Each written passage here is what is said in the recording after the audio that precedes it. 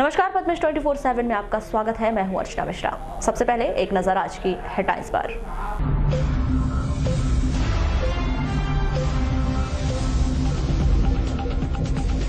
प्रदूषण नियंत्रण बोर्ड ने मेडिकल ऑफिसर को भेजा show cause notice. Bio waste का निस्तारण नहीं करने का मामला। चिकित्सक की मांग को लेकर समनापुर रहा बंद, ग्रामीणों ने किया चक्का जाम।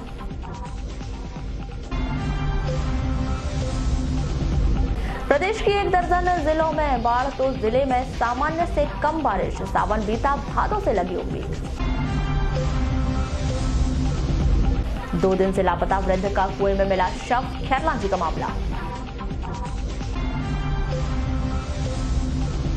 वेनगंगा नदी में डूबने से युवक की मौत, खैरलांजी के खैरी घाट की घटना। जादू टोना के शक में चांगू टोला के खैरगांव में पड़ोसी ने महिला पर किया जानलेवा हमला, आरोपी गिरफ्तार। भरवेली टीआई पर युवक व उप सरपंच ने लगाया अभद्रता के आरोप, सीएसपीसी की शिकायत। और लालबर्रा में आयोजित किया गया एक शाम शहीदों के नाम कौमी एकता कमेटी का आयोजन।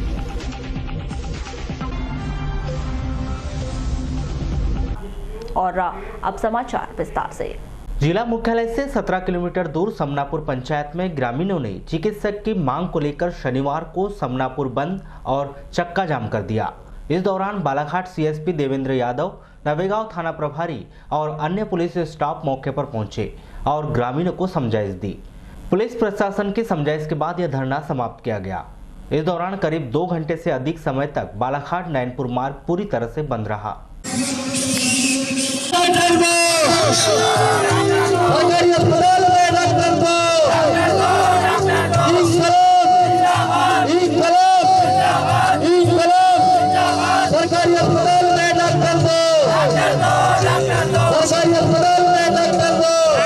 पैसा हो या ना हो, पैसा नहीं होता तो हमसे पैसा भी नहीं लिया जाता, दवाइयाँ निःशुल्क देते हैं। तो हमको तहसीलदार का आवेदन नहीं देना है, हमको आवेदन सीधे कलेक्टर को देना है। यदि हम तहसीलदार को दे तो तहसीलदार हमको हल्का मिलेगा, इसलिए हम चाहते हैं सीधे से सीधे कलेक्टर को हम दे। आप सोचो, बताओ, 2 एम्बुलेंस होना चाहिए या नहीं होना चाहिए?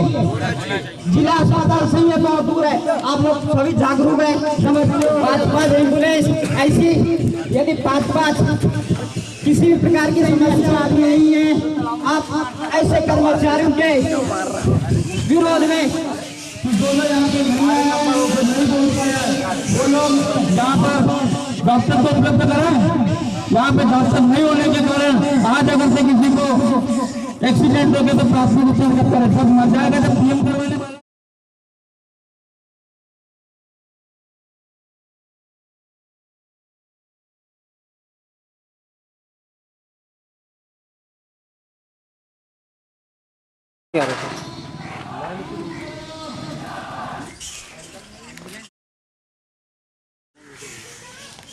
खोलो, पहले खोलो अपना हॉस्पिटल खोलो।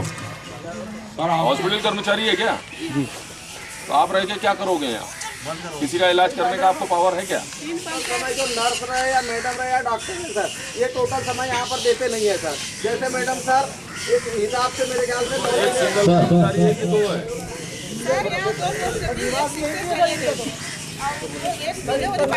हम छुट्टी करके अपनी बालाघाट चलेगा वापस। वो प्रसूता को जान के वहाँ यहाँ पे जो बिना अनुभव की जो भाई डॉक्टर है नहीं, उसको उतना पावर है नहीं, वो डिलीवरी करवाने का उसका कुछ है नहीं, अथेंटिक उसके पास पावर नहीं। अपना एक लेटर बना के आप भी दो, सब प्रयास करेंगे तो कुछ न कुछ तो हल निकले। अभी फिर दीजिए। नहीं, 24 घंटे पहले कौन डॉक्टर है? मैं डॉक्टर की भी पदस्थापना रही है यहाँ पे क्या? पर छोटी छोटी जो बीमारी होती थी इसके लिए करके सर वो डॉक्टर हमको सुविधा देते थे, पर कल से सर डॉक्टरों की वाली सुविधा मतलब साहब लोगों ने बंद करवा दिए। बस सर इसी कारण से क्या है, कुछ बीमार लोग ऐसे हो गए कि उनको इलाज की यहाँ पर कल से एक भी सुविधा नहीं है सर, क्योंकि ये हॉस्पिटल तो ऑलरेडी बंद है। और जो छोटे मोटे डॉक्टर जो सुविधा देते थे अब वो भी मतलब बंद कर दी गई है। तो अब जो बीमार है वो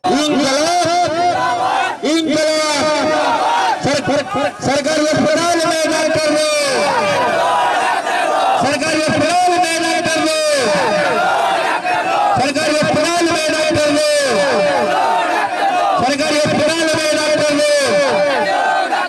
जल उपभोक्ता समिति के अध्यक्ष महेश लांजेवार बताते हैं कि समनापुर के आसपास 25 पंचायत का मुख्य सेंटर समनापुर है। समनापुर में विशेषज्ञ चिकित्सक नहीं होने के कारण बहुत अधिक परेशानी हो रही है। प्रशासन से यही मांग है कि विशेषज्ञ चिकित्सक की पदस्थापना की जाए। रात्रि के दौरान गर्भवती महिलाओं को इलाज नहीं मिलता, इस कारण यहां पर झोला छाप डॉक्टर लोगों का इलाज करते हैं। शासन डॉक्टर की पदस्थापना करवा दे तो सारी परेशानी दूर हो जाएगी। ऐसा नहीं है कि हमारे गांव की बहुत स्थिति खराब है और आजू बाजू कम से कम 25 गांव का केंद्र बिंदु है, जहां पर हमारे यहाँ किसी प्रकार के डॉक्टर यहाँ पर सरकारी उपलब्ध नहीं है, नर्स उपलब्ध नहीं है, हॉस्पिटल में कोई रौनक नहीं है, ना यहाँ बेड है, ना कोई मरीज के इलाज होता, ना यहाँ पर जब डिलीवरी के लिए महिला आती है तो यहाँ पर रात में कोई भी कर्मचारी नहीं मिलता, सिवा आशा कार्यकर्ता के सिवा कोई नहीं रहता। दूसरी बात, हमारे यहाँ के जो लोकल डॉक्टर वही गांव को इलाज और गांव की देखभाल वही लोग करते हैं। अच्छा, कब से समस्या बनी है? ये समस्या तो हमेशा बनी, मगर कल जब क्लिनिक बंद होने से पूरे डॉक्टर लोगों ने अपना हाथ खड़ा कर दिए तो पेशेंट ये बहुत परेशान है, जिनके वजह से गाँव वाले आक्रोश में। समनापुर के ग्रामीण धनराज दशहरे और त्रिलोक सुलाके के अनुसार समनापुर में शासन ने बिल्डिंग तो बड़ी बना दी है, लेकिन इसमें सुविधा नहीं दी है। इन सब बातों को देखते हुए चक्का जाम और समनापुर को बंद करवाया गया है। हमारे यहाँ धरना प्रदर्शन करने का मुख्य कारण है कि हमारे यहाँ अभी समस्त जिले में बीमारियों का सब दौर चल रहा है, बरसात का समय है, परंतु यहाँ पर विगत 10 वर्षों से हमारे यहाँ उप स्वास्थ्य केंद्र तो है, परंतु विगत 10 वर्षों से कोई भी डॉक्टरों की पदस्थापना है नहीं है। एक ठो नर्स है एनएम, जो पूर्ण रूप से इसको संभाल नहीं पाती है और आए दिन यहाँ पर बंद का आलम रहता है और बीमार लोगों को गंभीर समस्या से जूझना पड़ता है। बीमारी को देखते हुए किसी न किसी व्यक्ति की प्रतिदिन जान जाते रहती है।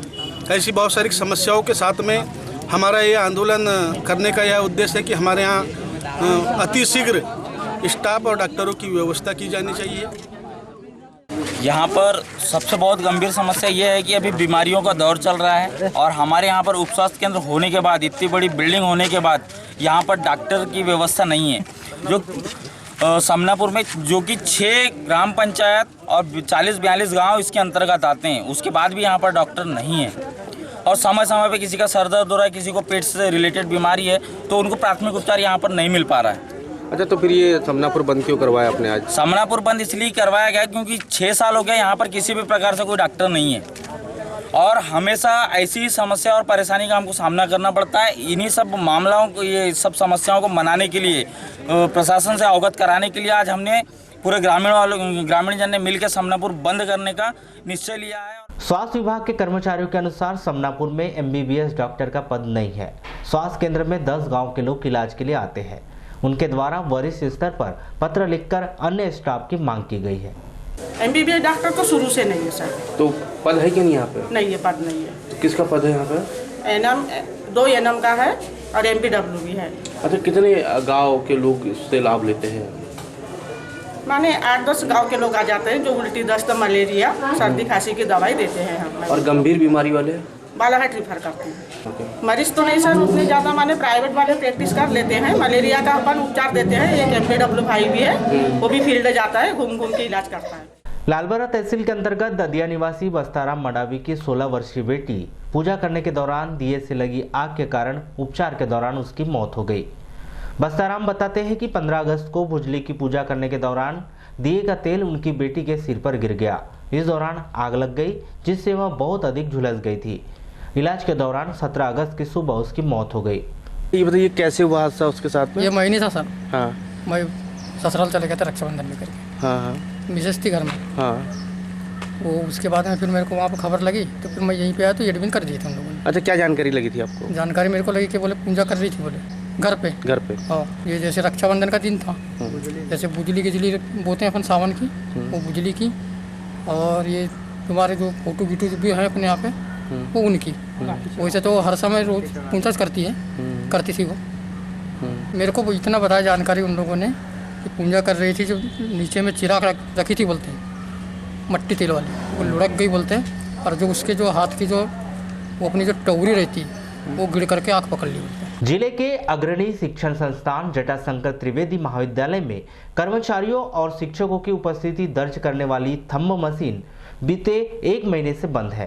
प्राचार्य मशीन के अपडेट होने की बात की जानकारी दे रहे हैं। जटाशंकर त्रिवेदी कॉलेज के प्राचार्य डॉक्टर प्रवीण श्रीवास्तव के अनुसार थंब मशीन में नए फीचर्स जोड़े गए हैं, जिसके लिए मशीन अपडेट हो रही है। इस कारण वर्तमान समय में मशीन बंद कर दी गई है और रजिस्टर पर ही हस्ताक्षर लिए जा रहे हैं।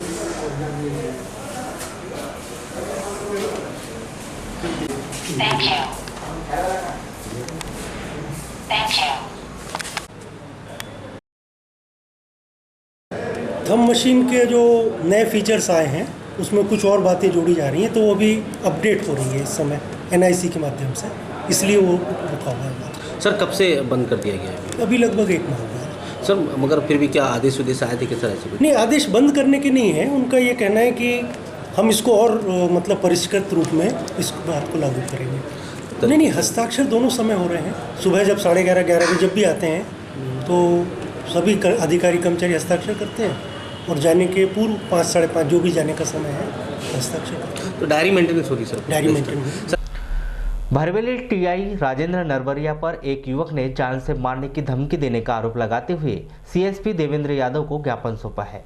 भरवेली निवासी शमीर खान ने आरोप लगाते हुए बताया कि TI ने उन्हें जान से मारने की धमकी दी है। पूरा घटनाक्रम इस तरह से है कि शनिवार को चोरी के आरोप में राजा खान को पुलिस ने गिरफ्तार किया है। राजा खान के परिजनों के कहने पर वे थाने में चाय और नाश्ता लेकर गए थे। यह सब देखते ही TI भड़क गए और उन्हें जान से मारने की धमकी देते हुए गाली गलौज करते हुए बाहर जाने को कहा। CSP साहब को ज्ञापन सौंपने आए थे। हमने हमारे भरवेली TI के खिलाफ कंप्लेंट दर्ज कराने आए थे कि जब मैं आज 12 बजे करीब भरवेली थाना गया, क्या मेरे दुकान के बाजू में राजा खान की दुकान है, जिनको चोरी के आरोप में आज गिरफ्तार किया गया सुबह 9 बजे समथिंग। तो उनकी मम्मी ने मुझे पहुंचाए थे कि उनको सुबह से गया है करके लड़का कि बेटा चाय नाश्ता देके आजा करके, तो मैं गया था उस कारण से। तो मैं जस्ट गया था, जैसे ही TI साहब ने मुझे थाने के सामने देखे, मैं और मेरे दोस्त लोग गए थे 2 और, तो जस्ट सोहेल खान और तौसीफ खान। तो TI साहब ने जैसे ही मुझे देखे थाने के सामने, मैं थाने के अंदर गया भी नहीं। TI साहब ने मुझे रोके और किस कारण आया है बोले, काय के लिए आया करके गाली गलौज बकने लगे मुझे, और किस लिए आया है बोले। तो मैंने कहा सर वो लड़का सुबह से आया है थाने में, भूखा प्यासा है, उसको की मम्मी ने मुझे भेजे है घर वालों ने, तो नाश्ता देने के लिए आया हूँ करके। तो TI साहब ने मुझे गाली गलौज किए और अभद्र व्यवहार किया और मुझे धमकी दी कि तुझे मार डालूंगा, चले जाए यहाँ से। भरवेली उप सरपंच मोबिन खान सीधे आरोप लगाते हैं कि TI भरवेली का व्यवहार बहुत अधिक खराब है। उनके द्वारा पहले भी बहुत लोगों के साथ अभद्रता की जा चुकी है। चोरी का मामले में एक लड़के को पुलिस वालों ने उठाकर ले गए, उसके साथ में एक पड़ोसी सिर्फ उसको चाय नाश्ता देने गया। तो पुलिस का ऐसा व्यवहार होता है क्या कि जो चाय नाश्ता लेकर जाए और चाय नाश्ता अगर देने ही गया था तो उसको गाली गलौज देना, उसको डंडा लेकर दौड़ाना, उसको जान से मारने की धमकी देना, उसको तेरे को भी मैं चोरी में फंसाता हूँ, ये TI साहब का रवैया बहुत निंदनीय है, गलत है। इसका हम विरोध करते हैं। भरवेली निवासी समीर खान और उप सरपंच मोबिन खान द्वारा भरवेली TI राजेंद्र नरवरिया आरोप के मामले में पद्मेश न्यूज से दूरभाष पर हुई चर्चा के दौरान TI भरवेली बताते हैं कि उन्होंने किसी युवक के साथ किसी तरह की कोई अभद्रता नहीं की है। उन पर लगाए गए सभी आरोप निराधार हैं। वहीं दूसरी ओर CSP देवेंद्र यादव से दूरभाष पर हुई चर्चा के दौरान उन्होंने बताया भरवेली से कुछ लोगों ने TI द्वारा अभद्रता किए जाने के आरोप का शिकायत पत्र दिया है। पूरे मामले की जांच करवाई जाएगी। वारासिवनी के कटंगी रोड स्थित जवाहर नवोदय विद्यालय वारासिवनी में 17 अगस्त को विद्यालय की स्थापना के 25 वर्ष होने पर सिल्वर जुबली वर्ष का आयोजन किया गया। यह कार्यक्रम मध्य प्रदेश शासन के खनिज साधन मंत्री प्रदीप जायसवाल, समाजसेवी राजेश पाठक, जनपद अध्यक्ष चिंतामन नगपुरे, कांग्रेस ब्लॉक अध्यक्ष भोजेश पटले, नगर अध्यक्ष विवेक एड़े, सुनील जायसवाल, जिला कलेक्टर दीपक आर्य, वरिष्ठ शिक्षक JNB वारासिवनी नरेश मिश्रा की उपस्थिति और नवोदय प्राचार्य पूनम राज शर्मा की अध्यक्षता में किया गया। वर्तमान व भूतपूर्व छात्रों के द्वारा गीत, भाषण, नृत्य की मनमोहक प्रस्तुति दी गई। इस अवसर पर सन 1994 से 2018 तक के भूतपूर्व छात्र छात्राएं, शिक्षक, शिक्षिका एवं नवोदय स्टाफ व विद्यार्थीगण मौजूद रहे। जी न सके उस का मतलब आगोश में अपने ही पर चला देते। एक कतार सी तो थी।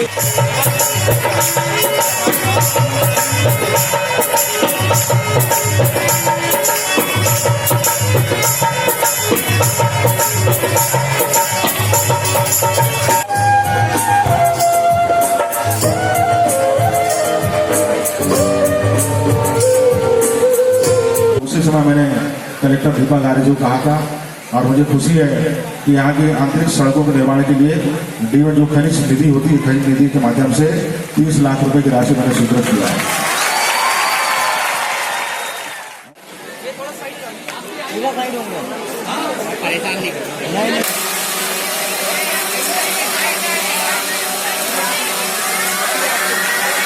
वारासिवनी जनपद पंचायत वारासिवनी कार्यालय के सभा कक्ष में 17 अगस्त को पूर्व सीईओ जनपद पंचायत वारासिवनी को विदाई देने के लिए विदाई समारोह का आयोजन किया गया। यह आयोजन पूर्व वारासिवनी जनपद सीईओ अखिल सहाय श्रीवास्तव अन्य अधिकारी कर्मचारियों की उपस्थिति में प्रारंभ किया गया, जिसमें वारासिवनी पूर्व जनपद सीईओ अखिल सहाय श्रीवास्तव का तिलक वंदन कर शॉल श्रीफल से सम्मानित किया गया और उन्हें नए कार्य क्षेत्र में कार्य करने के लिए शुभकामनाएं दी।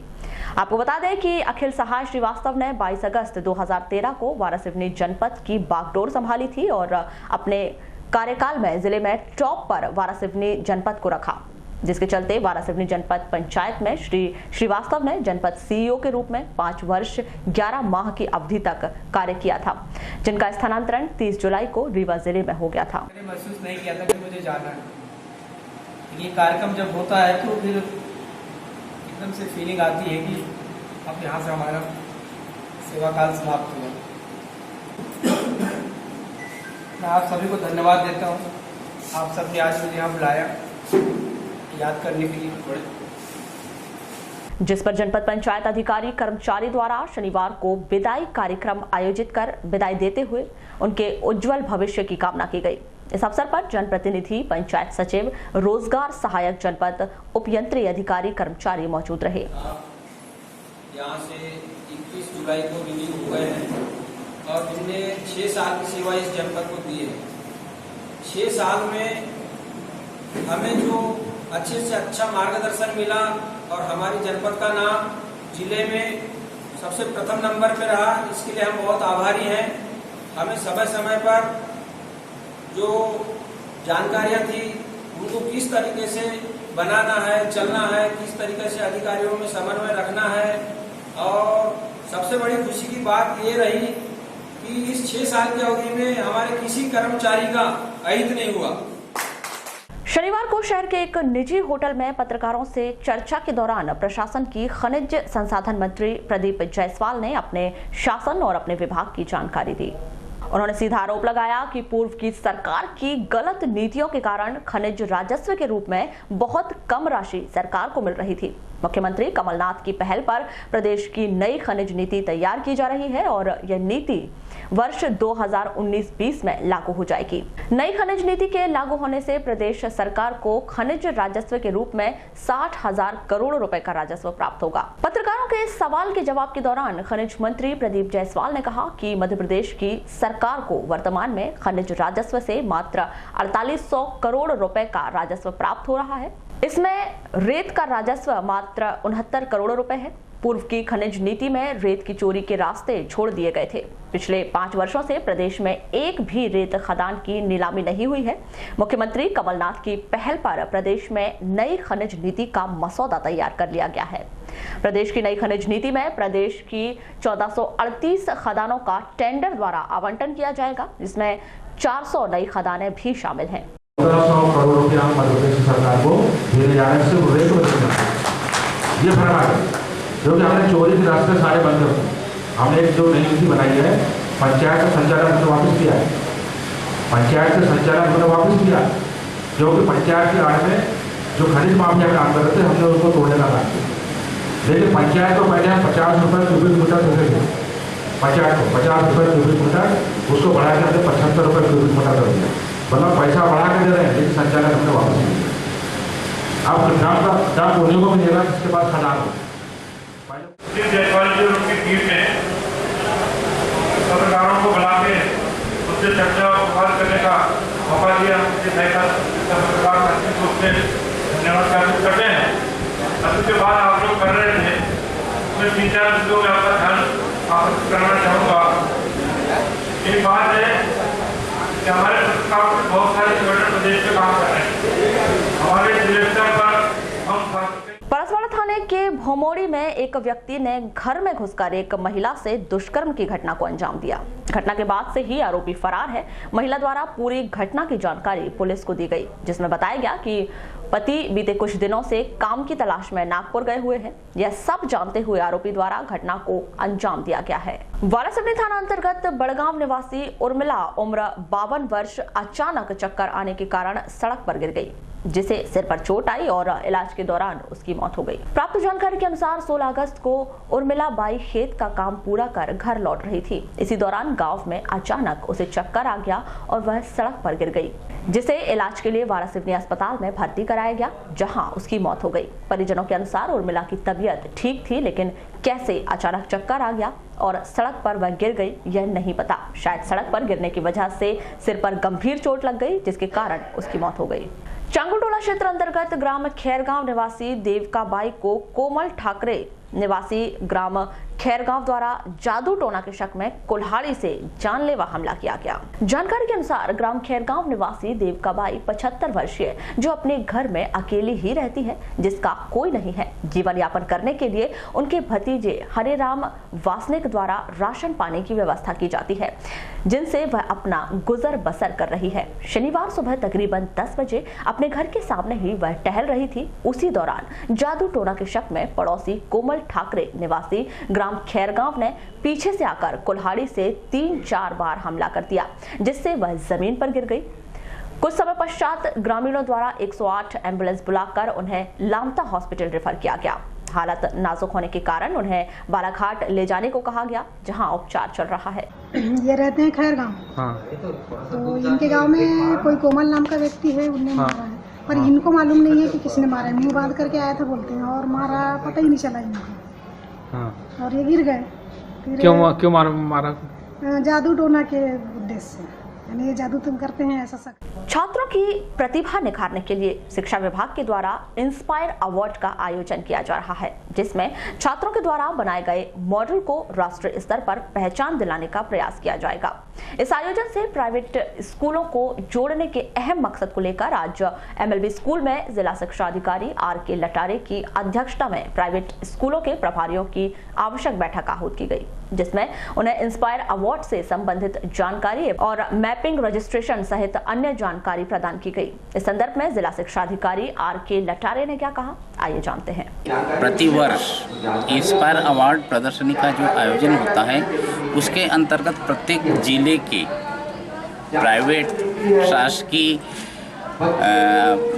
और जो केंद्रीय विद्यालय हैं, नवोदय विद्यालय हैं और जो एडेड स्कूल होते हैं, उनके कक्षा 6वीं से लेके कक्षा 10वीं तक के छात्रों के लिए जो इंस्पायर अवार्ड प्रदर्शनी आयोजित होती है, उसमें आइडियाज़ इंस्पायर अवार्ड मानक के नाम से प्रचलित है। उसमें हमारे जिले के अधिक से अधिक छात्र अपनी मौलिकता, सृजनात्मकता और वैज्ञानिक सोच या जो आइडिया है, जो सामाजिक उपयोगिता की चीज़ें हैं, जो कोई समस्या का निदान की यदि उनकी कोई सोच है तो उसको अपलोड करें और यहाँ से प्रौद्योगिकी, विज्ञान प्रौद्योगिकी के माध्यम से उसको हम विकसित करवाकर प्रोजेक्ट के रूप में। शासन के द्वारा जनपद पंचायत को इस प्रकार के अधिकार दिए गए हैं कि वे उसके अधीन ग्राम पंचायतों के निर्माण कार्यों पर नजर रखें और उन्हें उचित समय में पूर्ण करवाएं।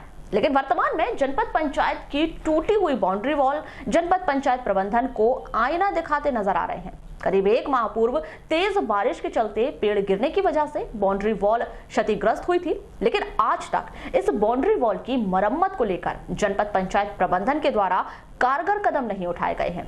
इस संदर्भ में दूरभाष पर चर्चा के दौरान जनपद पंचायत CEO शिखा भलावी ने बताया कि बाउंड्री वॉल निर्माण को लेकर सामान्य प्रशासन की बैठक में प्रस्ताव रखा गया था।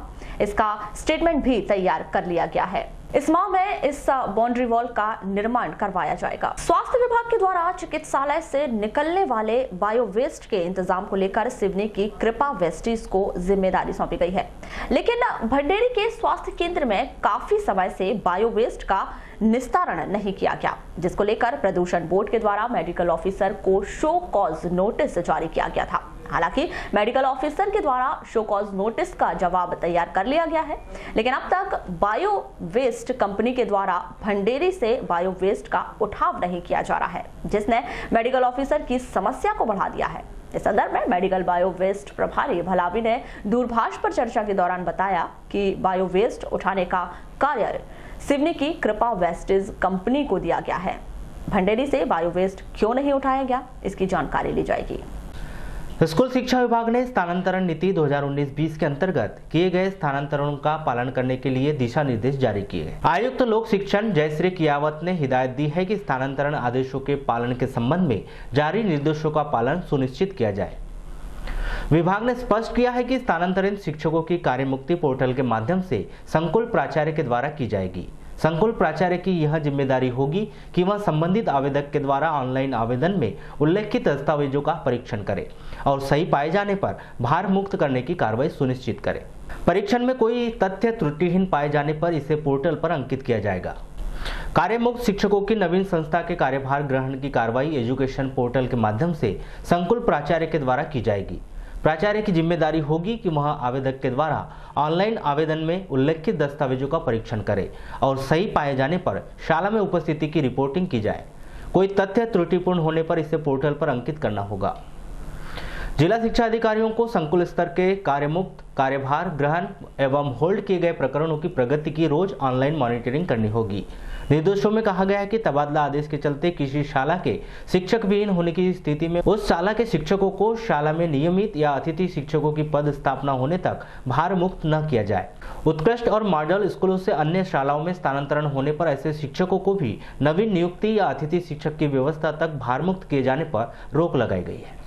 राज्य शिक्षा केंद्र भोपाल के निर्देश के अनुसार एवं कलेक्टर एवं मिशन संचालक के मार्गदर्शन में विशेष आवश्यकता वाले बच्चों के मूल्यांकन शिविर में उपकरण हेतु चिन्हांकित बच्चों को एलएमई को जबलपुर के माध्यम से उपकरण प्रदाय किया जाना है। इसके लिए जनपद शिक्षा केंद्रों में शिविरों के आयोजन की तिथियां तय कर दी गई। इस संबंध में एपीसी आईडी श्री थानथराटे ने बताया कि विशेष आवश्यकता वाले बच्चों के चिन्हांकन एवं उन्हें उपकरण वितरण के लिए जिले के प्रत्येक जनपद शिक्षा केंद्र में शिविर लगाया जाएगा। 19 अगस्त को वारासिनी, 20 अगस्त को कटंगी, 21 अगस्त को लालबर्रा, 22 अगस्त को बैयर, 24 अगस्त को खैलांजी, 26 अगस्त को बिरसा, 27 अगस्त को परसवाड़ा, 28 अगस्त को किरणापुर, 29 अगस्त को लांजी एवं 30 अगस्त को बालाघाट में विशेष आवश्यकता वाले बच्चों के लिए चिन्हांकन के लिए जनपद शिक्षा केंद्र में शिविर लगाया जाएगा। इन शिविर में चिन्हित बच्चों को आवश्यक उपकरण जैसे tricycle, wheelchair, rollator, Baisakhi, Braille kit एवं कैलिपर्स आदि वितरण किया जाना है। सर्व शिक्षा अभियान के जिला परियोजना समन्वयक पीके अंगूरी ने जिले के समस्त बीआरसी एवं एमआरसी को निर्देशित किया गया है कि वे इन सभी शिविरों का व्यापक प्रचार प्रसार करें और चिन्हांकित पात्र हितग्राहियों को शिविर स्थल पर ही उपकरण प्रदान किया जाना सुनिश्चित किया गया है। मलेरिया के रोकथाम के लिए आयुष विभाग के द्वारा स्वास्थ्य विभाग व महिला व बाल विकास विभाग के समन्वय से बालाघाट जिले में आयुष मलेरिया रोग नियंत्रण कार्यक्रम चलाया जा रहा है। 17 अगस्त को तृतीय चरण में जिले के चिन्हित 110 ग्रामों के 80,000 लोगों को मलेरिया ऑफ 200 की तृतीय खुराक देने का लक्ष्य रखा गया है। जिला आयुष अधिकारी डॉक्टर दत्तात्रेय भदाड़े व जिला नोडल अधिकारी डॉक्टर ललित ठाकरे ने बताया कि आयुष मलेरिया रोग नियंत्रण कार्यक्रम के अंतर्गत जिले के चिन्हित एक एपीआई से अधिक मलेरिया संक्रमित 110 ग्रामों में मलेरिया प्रतिरोधक होम्योपैथी औषधि मलेरिया ऑफ 200 की तीसरी खुराक 17 अगस्त को आशा व आंगनवाड़ी कार्यकर्ताओं के द्वारा घर घर जाकर ग्राम के प्रत्येक व्यक्ति को खिलाई जाएगी।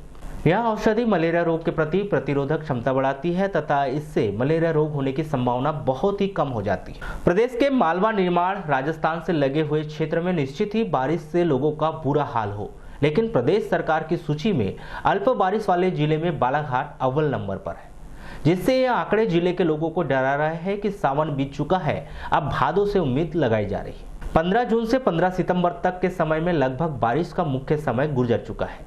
सावन की झड़ी ने जिले के अकाल संकट से उबार लिया, लेकिन अभी फसल के लिए और बारिश की जरूरत है। यह स्थिति उस समय और अधिक भयानक जब जिले के मुख्य जीवन धारा कहे जाने वाले बड़े जलाशय 50% से अधिक नहीं भरे हैं। सिंचाई विभाग में स्पष्ट कह दिया गया है कि अगर खरीफ के सीजन में पानी दिया गया तो रबी के सीजन में बहुत अधिक दिक्कत होगी। सावन के समाप्त होते ही जैसे जिले के भीतर से बारिश एक बार फिर छूमंतर हो चुकी है। कृषि विभाग बड़गांव कृषि विज्ञान केंद्र के मुख्य समन्वयक डॉक्टर आर्यन राउत बताते हैं कि आगामी दिनों में जिले के भीतर बारिश होने की उम्मीद है, लेकिन किसान भाई एक बात को ध्यान रखें कि वह अपने खेतों में पानी अच्छे तरह से भर कर रख ले, जिससे किसी भी विपरीत परिस्थितियों से निपटा जा सके। मौसम विभाग से प्राप्त जानकारी के अनुसार इस वर्ष उन क्षेत्रों में सामान्य से अधिक बारिश हुई है जिन क्षेत्रों में बारिश का आंकड़ा कम रहता था। बुंदेलखंड, बघेलखंड, मालवा, निमाड़ के क्षेत्रों में सामान्य से अधिक बारिश दर्ज की गई है। तो वहीं मध्य प्रदेश के चेरापूंजी कहे जाने वाले बालाघाट जिले के लांजी बहियर परसवाड़ा क्षेत्र में सामान्य से कम बारिश निश्चित ही यह आंकड़ा डराने वाला है। सावन में जिस तरह से बारिश ने लोगों को राहत दी, जिले वासी भादों से ही यही उम्मीद लगाए हुए है, लेकिन मौसम विभाग का कहना यही है कि अब धीरे धीरे बारिश का दौर कम होता जाएगा।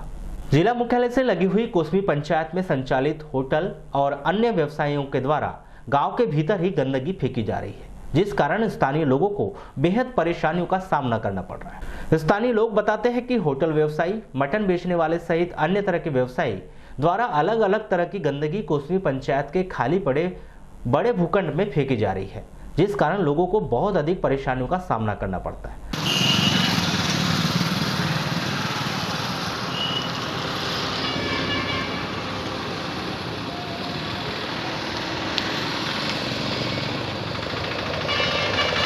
यहाँ की समस्या ये है कि यहाँ के जितने दुकानदार, होटल वाले, जितने हैं आजू बाजू वाले जो भी हैं, यहाँ पूरे कचरा फेंकते हैं, जिससे बारिश होने के बाद बहुत सी बदबू, अजीब सी सेंट आती है। जबकि पंचायत द्वारा यहाँ लिखाया गया है कि कचरा फेंकना मना है, जब भी यहाँ की जनता वहीं कचरा फेंकती है। कोसमी पंचायत के कुछ लोग बताते हैं कि पंचायत के द्वारा बकायदा खाली पड़े भूखंड के पास की दीवारों पर स्पष्ट रूप से लिखा रखा है कि यहाँ गंदगी ना फेंके। पंचायत के द्वारा 2 से 3 बार सफाई भी करवाई गई, लेकिन इसका स्थानीय व्यापारियों पर कोई असर नहीं पड़ा। कचरे को लेके समस्या है कि आजू बाजू के जितने भी होटल वाले हैं सब यहाँ कचरा फेंकते हैं। कचरा फेंकने से होता है कि आजू बाजू वालों को गंदगी का सामना करना पड़ता है, जैसे खुशबू, सभी बीमारियाँ फैल रही है सब इससे। ये परेशानी है। आजू बाजू वाले, जबकि पंचायत द्वारा लिखाया गया है कचरा फेंकना मना है, फिर भी यहाँ होटल वाले ऐसा है कि यहीं लाके फेंकते हैं कचरा। पंचायत ने पहले इसकी सफाई करवाई है क्या? जी, एक बार करवा चुके हैं सफाई, उसके बाद भी लोग यहाँ फेंक रहे हैं। भैया ये कचरा तो इतना परेशान करता है कि हमारे घर के सामने पूरा उड़ के आता है। हम हर दिन वो जलाते हैं कचरे को, लेकिन हर दिन यहाँ गंदगी भी। कौन लोग फेंकते हैं कचरे को यहाँ पे? यही हमारे कोसमीच के हैं, होटल वाले आते हैं। होटल वाले तो यहाँ तक कि मांस का टुकड़ा वो लाके फेंकते हैं। क्या परेशानियाँ होती है उससे? भैया कुत्ते उठते सब लाके हमारे घर में लाके फेंकते हैं, ठीक है। और गंदगी से तबीयत खराब होती है। पंचायत के सरपंच त्रिलोक बंबोरे बताते हैं कि लगातार लोगों को हिदायत दी जा रही है कि कचरा ना फेंके, इसके बाद भी कोई सुनने को तैयार नहीं है। प्रजापिता ब्रह्म कुमारी ईश्वरीय विश्वविद्यालय माउंट आबू राजस्थान से पहुंचे अतिथियों ने नगरपालिका कर्मचारी अधिकारियों को सहज, सुखद और गहन शांति, तनाव मुक्त जीवन जीने के विषय में जानकारी दी। प्रजापिता ब्रह्म कुमारी विश्वविद्यालय से पहुंचे अतिथियों ने बताया कि वे 5 दिनों के लिए बालाघाट पहुंचे हैं। इस दौरान मुझे नगरपालिका, जिला जेल सहित अन्य स्थानों पर आम व्यक्ति को जीवन जीने के दौरान तनाव मुक्त कैसे रहें, इस विषय पर जानकारी दी जाएगी।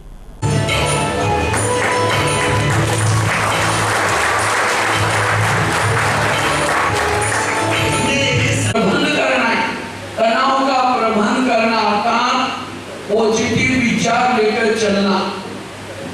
वर्तमान समय जो तनाव है उसका मूल कारण है निगेटिव विचार। एक गीत है ना, तेरे संसार की क्या हालत होगी भगवान, कितना बदल गया इंसान। चांद ना बदले, सूरज ना बदला, कितना बदल गया इंसान। इंसान बदला मतलब क्या? वही आंखें हैं, वही कान हैं। व्यक्ति के सोच बदले। जिसके सोच पॉजिटिव है वो देवता थे, जिसके सोच निगेटिव है वो साधारण बन गए। जो बालाघाट यहाँ पर सेवा केंद्र है, उसके द्वारा आज नगर पालिका में तनाव मुक्ति का एक सेशन रखा गया है, जिसमें संस्था के मुख्यालय माउंट आबू से राजयोगी ब्रह्मा कुमार भगवान भाई जी आए हुए हैं, जिनके सानिध्य में यह कार्यक्रम यहाँ पर होने चल रहा है। श्रद्धेय भाई जी के जिनको बहुत से स्कूलों में, बहुत से जेलों में जिन्होंने अपना कार्यक्रम दिया है, और कई ऐसे कैदी हैं जिनके जीवन। नगरपालिका अध्यक्ष अनिल धुवारे बताते हैं कि शनिवार को छुट्टी का अवसर है और नगरपालिका में रक्षाबंधन समारोह आयोजित किया गया था। इसी दौरान प्रजापिता ब्रह्म कुमारी की बहनें नगरपालिका कर्मचारी अधिकारियों को रक्षा सूत्र बांधने आई थी। इसी दौरान उनके साथ राजस्थान माउंट आबू से आए भगवान भाई द्वारा नगरपालिका अधिकारी कर्मचारियों को तनाव मुक्त जीवन जीने के विषय में जानकारी दी गई। कार्यक्रम का उद्देश्य यह है कि आज छुट्टी का दिन और रक्षा बंधन समारोह चल रहा है, तो उसी कड़ी में प्रजापिता ब्रह्म कुमारी की बहनें रक्षाबंधन बांधने के लिए यहाँ पे हम लोगों के बीच में आई है कि सर्व समाज को यहाँ पे रक्षाबंधन बांधे। उसी कड़ी में एक कार्यशाला का भी एक यहाँ पे भाई साहब जी आए हैं, वहाँ से उनके आश्रम से, मेन आश्रम से, माउंट आबू से भगवान भाई जी, जो अपने विचार यहाँ पे दे रहे हैं, जिससे कि तनाव मुक्त जीवन कैसे जिए, तनाव मुक्त जीवन जीने के लिए लोगों को बता रहे हैं, और तनाव को कैसे, तनाव से हटे। क्या है कि इंसान तनाव मुक्त करने के लिए अपना प्रबंध करना चाहिए, वो प्रबंध बता रहे हैं तनाव मुक्त करने का। मध्य प्रदेश और महाराष्ट्र राज्य से होकर बहने वाली वेनगंगा नदी के ग्राम खैरी पुल पर मॉर्निंग वॉक में घूमने गए लोगों को एक युवक की चप्पल और मोबाइल दिखाई दिए, जो ग्राम खैरी निवासी दिनेश पिता करण लाल बनोटे 27 वर्ष के होने पर पुलिस को इसकी जानकारी दी गई। पुलिस ने मौके पर पहुंचकर बालाघाट के होमगार्ड की मदद से 3 घंटे रेस्क्यू ऑपरेशन चलाकर शव बरामद किया। शव का पंचनामा कार्यवाही करते हुए पोस्टमार्टम करवाकर शव परिजनों को सौंप दिया। खैरलांजी थाना प्रभारी रामबाबू चौधरी ने बताया कि ग्राम खैरी निवासी दिनेश पिता करण लाल बनोटे शुक्रवार को भुजलिया पर्व मनाकर खाना खाने के बाद रात 11 बजे घर से बिना बताए गायब हो गया था, जो देर रात तक भी घर नहीं लौटा। शनिवार को सुबह 6 बजे ग्राम पंचायत खैरी में स्थित वेनगंगा नदी के पुल पर मॉर्निंग वॉक में घूमने गए ग्रामीणों को एक जोड़ी चप्पल और पास में ही मोबाइल रखा हुआ दिखाई दिया। दिनेश बनोटे के रात से घर में नहीं होने की बात बताई गई। इधर परिजनों की सूचना पर खैरलांजी थाना प्रभारी रामबाबू चौधरी व बालाघाट से होमगार्ड के गोताखोरों को बुलाया गया। गोताखोर की टीम दोपहर 12:30 बजे वेनगंगा नदी पहुंचकर रेस्क्यू ऑपरेशन में जुट गई। वेनगंगा नदी में बोट से गोताखोर की टीम ने तलाश करने पर करीब 3:30 बजे शव को बाहर निकाल लिया गया। 2 दिन से लापता एक वृद्ध व्यक्ति की लाश खेत में कुएं में मिलने से सनसनी फैल गई। मृतक की शिनाख्त वार्ड नंबर 20 खैरलांजी निवासी उदयलाल लिल्हारे के रूप में की गई। पुलिस ने सूचना मिलने पर शनिवार को शव बरामद किया। पंचनामा कार्यवाही करते हुए शव का पोस्टमार्टम करवाकर परिजनों को सौंप मर्ग कायम किया गया है। खैरलांजी थाना प्रभारी रामबाबू चौधरी ने बताया कि पूर्व जिला पंचायत सदस्य रोशनलाल नकपुरे के खेत में शनिवार को दुर्गंध आ रही थी, जिसमें देखने पर एक उफनाता हुआ शव दिखाई दिया। पुलिस ने सूचना मिलने पर वार्ड नंबर 20 खैरलांजी निवासी उदयलाल लिल्हारे का शव बरामद किया। बताया गया है कि गुरुवार को ये उदयलाल बिना घर में बताए कहीं गायब हो गया था, जिसकी परिजनों ने पतासाजी की, लेकिन कहीं भी कोई पता नहीं चल पाया था। कुएं में शव मिलने के बाद लोगों में तरह तरह की चर्चाएं हो रही हैं। पुलिस ने मर्ग कायम कर मामले की जांच पड़ताल शुरू कर दी है। आजादी के पावन मौके पर हर साल की तरह इस साल भी Muslim educational and cultural society Balaghat द्वारा समाज के होनहार विद्यार्थियों का सम्मान किया गया। अंजुमन शादी हॉल में आयोजित इस सम्मान समारोह में कक्षा 10वीं व कक्षा 12वीं के 59 विद्यार्थियों को नकद पुरस्कार, स्मृति चिन्ह, प्रमाण पत्र और पौधों का वितरण कर सम्मानित किया गया। साथ ही इस खास मौके पर सोसाइटी द्वारा शादी इज्तिमा की शादी का आयोजन 17 नवंबर को किए जाने की घोषणा की गई। इसके अलावा पिछले वर्ष की शादी के प्रमाण पत्रों का वितरण किया गया। आपको बता दें कि Muslim educational and cultural society Balaghat की जानिब से हर साल 15 अगस्त को मुस्लिम समाज के होनहार विद्यार्थियों की हौसला अफजाई के लिए सम्मान समारोह का आयोजन किया जाता है, जिसमें बोर्ड परीक्षाओं में 75% या उससे अधिक अंक अर्जित करने वाले समाज के बच्चों को सम्मानित किया जाता है, जिसमें सोसाइटी की जानिब से स्मृति चिन्ह, प्रमाण पत्र और 5,000 तक के नकद पुरस्कारों का वितरण बच्चों की हौसला अफजाई के लिए किया जाता है, ताकि शिक्षा के क्षेत्र में आगे बढ़कर वे समाज में एक अलग मुकाम हासिल कर सके। इसके अलावा समाज के अन्य बच्चे भी शिक्षा से जुड़कर तरक्की हासिल कर सके। यह समारोह अंजुमन शादी हॉल में आयोजित किया गया। लालबर्रा में प्रति वर्ष के अनुसार इस वर्ष भी स्वतंत्रता दिवस पर्व के अवसर पर 15 अगस्त को रात्रि 10 बजे से नगर मुख्यालय के हृदय स्थल बस स्टैंड में कौमी एकता कमेटी के तत्वाधान में एक शाम शहीदों के नाम कार्यक्रम का आयोजन किया गया। इस कार्यक्रम में मध्य प्रदेश शासन के खनिज मंत्री प्रदीप जायसवाल के मुख्य आतिथ्य एवं पूर्व जनपद अध्यक्ष कैलाश अग्रवाल, समाज सेवी रवि अग्रवाल, ज्ञानचंद शर्मा, मनोहर अग्रवाल, श्रीमती लक्ष्मी वाघाड़े, भाऊराम गाड़ेश्वर, शैलेश केकती, सरोवर टेम्बरे, कमल शांडिल, अमोली सरपंच बालकरण पंचेश्वर और बोरी सरपंच प्रतिनिधि वसीम खान सहित अन्य अतिथियों के विशेष आतिथ्य में हुआ, जिसमें क्षेत्र की गायन प्रतिभाओं ने एक से बढ़कर एक देशभक्ति गीतों की प्रस्तुति देकर समा बांध दिया। साथ ही खूब तालियां और तारीफें बटोरी। इसी तरह से वाराणसी में बहुत अच्छे खिलाड़ी, अच्छे कलाकार वाराणसी में भी हैं और लालबर्रा में भी बड़ी खुशी हुई कि बहुत ही अच्छे कलाकार हैं, नृत्य कलाकार हैं और छोटी सी उम्र में लड़कियों ने जो अभी जुगल गीत गाई, बहुत ही सराहनीय लगा मुझे। और हम सब का ये प्रयास होना चाहिए कि हमारे जो बच्चे हैं उस पर ध्यान हम सबको देना पड़ेगा। हर बच्चे के अंदर एक कलाकार होता है, हर बच्चे के अंदर एक खिलाड़ी होता है, हर बच्चे के अंदर अच्छा गुणवान विद्यार्थी होता है और उसकी जैसे प्रतिभा है, जैसे रुचि है, उसको आगे बढ़ाने का हम सबको करना चाहिए। और इस अवसर पर सामने उपस्थित हमारे सभी वरिष्ठ नेतागण उपस्थित हैं, हमारे सामान्य नागरिक बंधु हैं, महिलाएं उपस्थित हैं, विजय की शादी उपस्थित हैं। आप सभी को मैं इस आज़ादी के पर्व की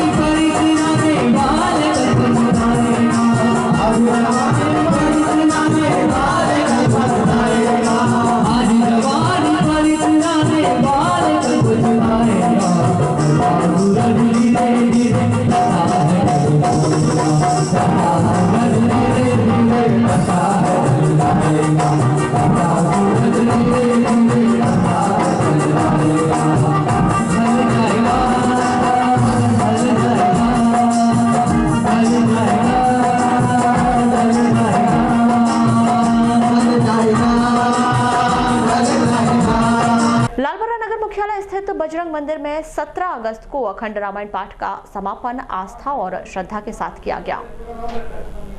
इस अवसर पर सबसे पहले प्रातः 9 बजे मंदिर प्रांगण से रामायण पाठ की शोभा यात्रा निकाली गई, जो कि नगर के प्रमुख मार्गों का भ्रमण करके मंदिर संरक्षक ज्ञानचंद शर्मा जी के निवास स्थान पहुंचे, जहां सभी श्रद्धालु भक्तों को जलपान करवाया गया। उसके बाद मेन रोड होकर शोभा यात्रा वापस मंदिर पहुंची। शोभा यात्रा में जगह जगह पूजा अर्चना कर श्रद्धालु भक्तों द्वारा प्रसाद चढ़ाया गया।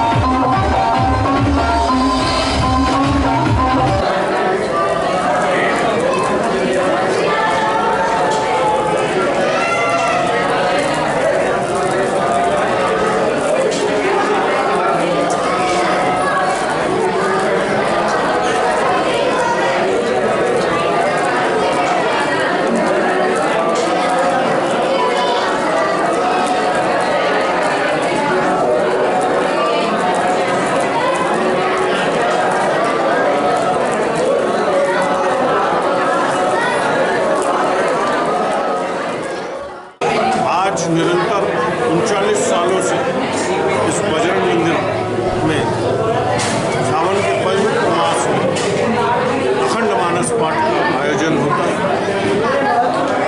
सावन की समाप्ति के साथ रक्षाबंधन के दूसरे दिन कजलिकाओं का पर्व होता है। उस कजलिकाओं के पर्व के दूसरे दिन यहाँ पर इस अखंड मानस पाठ, रामचरित के मानस पाठ का समापन, विधिवत समापन होता है, जिसमें प्रातःकाल नगर भ्रमण के साथ ग्रंथ का, तदुपरांत ग्रंथ जब मंदिर में आता है विधि विधान से जजमान सपत्नी हवन करते हैं और हवन के उपरांत बाबा हनुमान जी महाराज, श्री रामचंद्र जी, शंकर जी, गायत्री माता, कृष्ण भगवान, ऐसे सबको महाप्रसादी का भोग लगाकर जितने भक्तगण हैं, ये समस्त भक्तगण प्रसाद ग्रहण करते हैं, नामवासी प्रसाद ग्रहण करते हैं। बुलेटिन के अंत में एक बार फिर नजर डालते हैं आज के हेडलाइंस पर।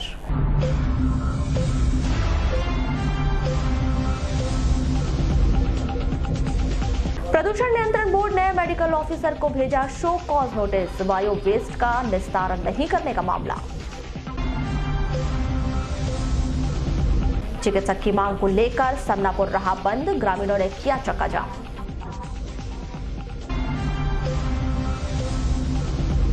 प्रदेश की 1 दर्जन जिलों में बाढ़ तो जिले में सामान्य से कम बारिश, सावन बीता भादों से लगी उम्मीद। 2 दिन से लापता वृद्ध का कुएं में मिला शव, खैरलांजी का मामला। वेनगंगा नदी में डूबने से युवक की मौत, खैरलांजी के खैरी घाट की घटना। जादू टोना के शक में चांगू टोला के खैर गांव में पड़ोसी ने महिला पर किया जानलेवा हमला, आरोपी गिरफ्तार। भरवेली टीआई पर युवक व उप सरपंच ने लगाया अभद्रता के आरोप, सीएसपीसी की शिकायत। और लालबर्रा में आयोजित किया गया एक शाम शहीदों के नाम कौमी एकता कमेटी का आयोजन।